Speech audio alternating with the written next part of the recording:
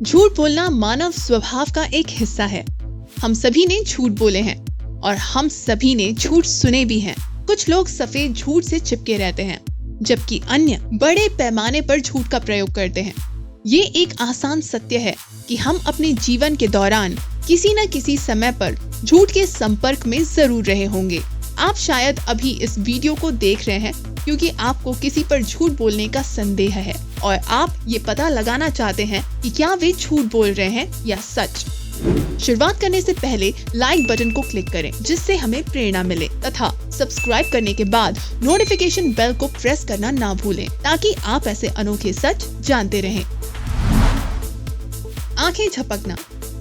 अगर आप पिछले सप्ताह के रोमांटिक डेट्स के बारे में अपने सहकर्मी के साथ कहानियों को साझा कर रहे हैं और आप नोटिस करते हैं कि आपके सहकर्मी ने सामान्य से बहुत ज्यादा झपकी लेना शुरू कर दिया है, तो संभावना अच्छी है कि आपका सहकर्मी आपको सच्ची कहानी नहीं बता रहा है। तेजी से आंखें झपकना मस्तिष्क गतिविधियों में वृद्धि का संकेत करता है और झूठ बोलने के लिए काफी मस्तिष्क गतिविधियों की आवश्यकता होती है।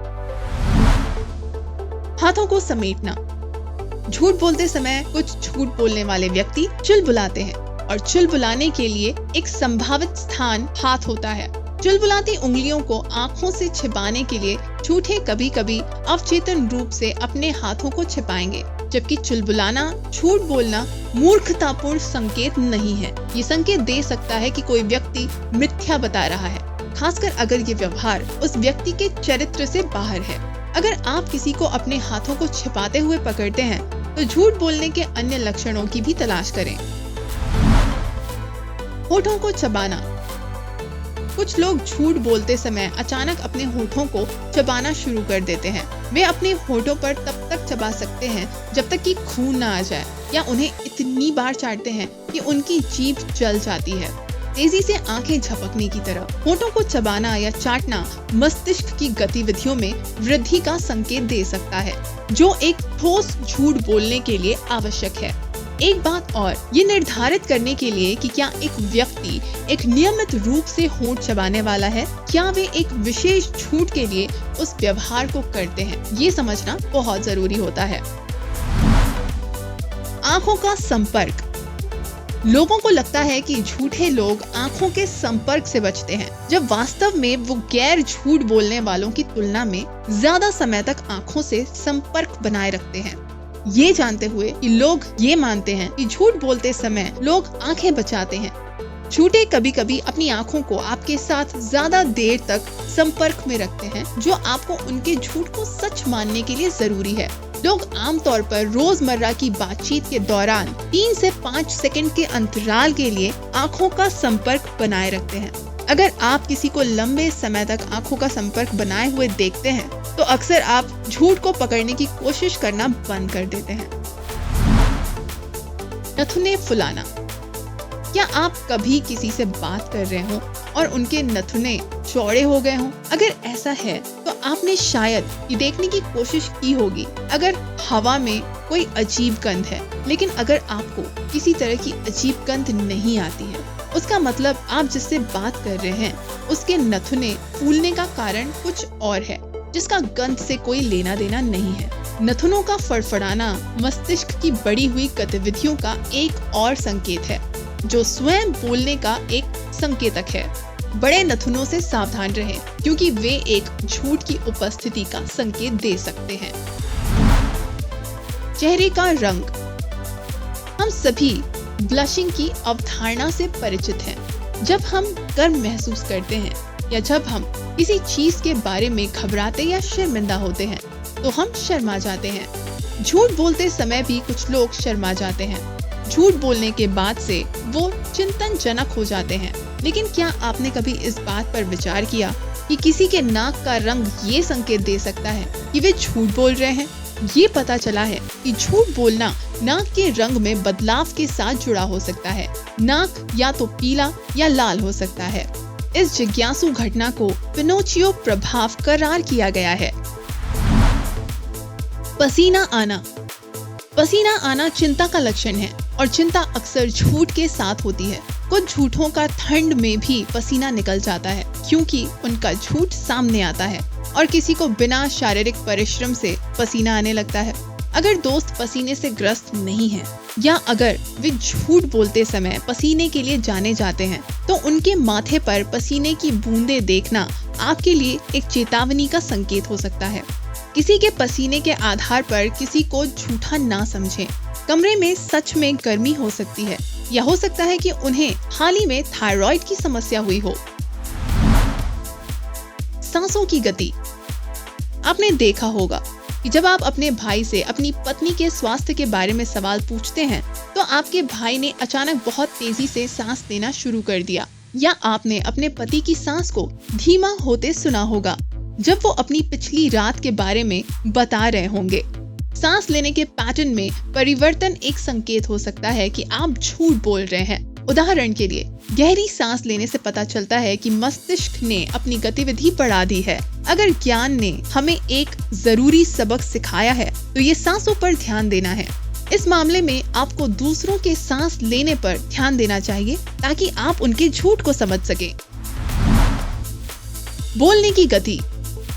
बोलने की गति में परिवर्तन एक और संभावित संकेत है कि आप झूठ बोल रहे हैं। अगर आप नोटिस करते हैं कि कोई व्यक्ति ऐसे बोलना शुरू कर देता है जैसे कि वो तेज फॉरवर्ड बटन से टकरा गया हो, तो ये इसलिए हो सकता है ताकि वो जल्दी से जल्दी अपना झूठ बोल सके। और अगर एक व्यक्ति जिसके मुंह से बातें गलती से निकल जाती हैं, वो भी झूठ बोल सकता है।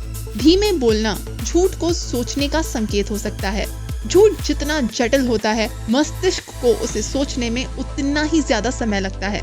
इसलिए एक व्यक्ति काफी धीरे भी बात कर सकता है जब उनका मस्तिष्क एक झूठ को बनाने के लिए काम कर रहा होता है।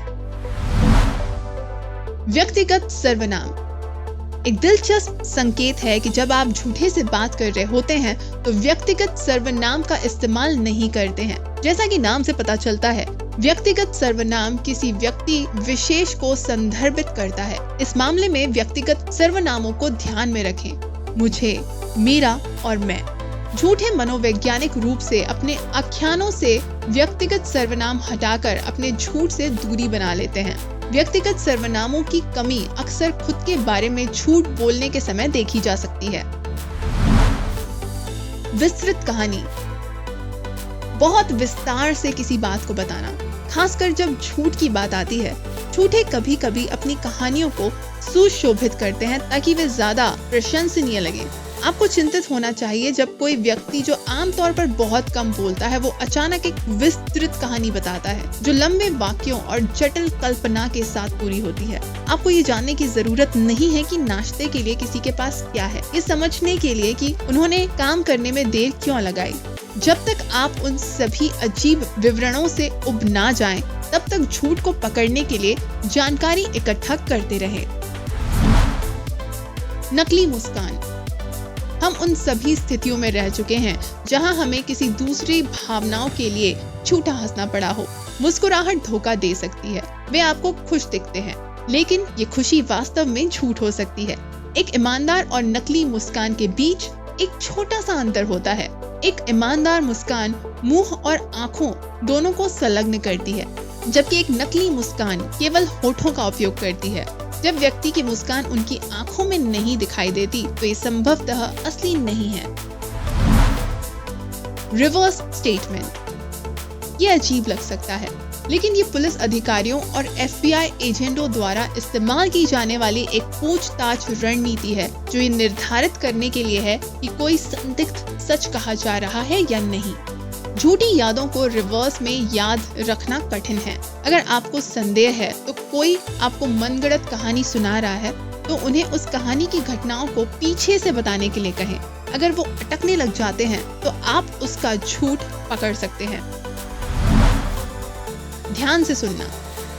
ध्यान से किसी की बात को सुनना झूठ को पकड़ने में काफी मदद कर सकता है। अगर आप किसी कहानी का सावधानी से पालन करते हैं तो आप देख सकते हैं कि कुछ विवरण समान संदर्भ में समझ में नहीं आते हैं। उदाहरण के लिए, अगर कोई व्यक्ति कहता है कि वे रात 11 बजे घर पहुंचे और how to get away with murder का लाइव नाटक टीवी पर देखा, और आप जानते हैं कि वो झूठ बोल रहे हैं क्योंकि वो नाटक 10 बजे आता है, ध्यान से सुनने की शक्ति को कम मत समझना। छोटे छोटे भाव। हम अपने छोटे छोटे भावों को नियंत्रित नहीं कर सकते, इसलिए उन पर पूरा ध्यान दें। छोटे छोटे भाव ऐसे भाव हैं जो 1 सेकंड से भी कम समय तक चलते हैं और जो एक छिपे हुए भाव को प्रकट करते हैं। उदाहरण के लिए, अगर कोई व्यक्ति अपने दोस्त के प्रस्ताव पर उत्साह से मुस्कुराते हुए रोलर कोस्टर के डर को छिपाने की कोशिश कर रहा है, तो उस व्यक्ति के चेहरे पर भय की एक छोटी सी झलक आ जाएगी। आंख झपकते ही आप इन संकेतों को खो सकते हैं। यही वजह है कि आपको छोटे छोटे भावों पर ध्यान रखना होगा। लंबा ठहराव। बातचीत के दौरान झूठे को कभी कभी ज्यादा संकोच होता है। एक वाक्य के बाद एक विराम संकेत कर सकता है कि एक व्यक्ति सोच रहा है कि झूठ को कैसे बोला जाए। रुक रुक कर बोलना झूठ का एक बड़ा संकेत हो सकता है, खासकर जब इसे कोई आम तेजी से बोलने वाला कर रहा हो। अगर कोई व्यक्ति जो बिना सोचे समझे बोलता है, उसे बोलने से पहले अचानक सोचना पड़ता है, तो संभावना है कि वो व्यक्ति झूठ बोल रहा है। झूठ निश्चित रूप से सच के जैसे आसानी से नहीं बोला जा सकता और इसीलिए ठहराव आता है।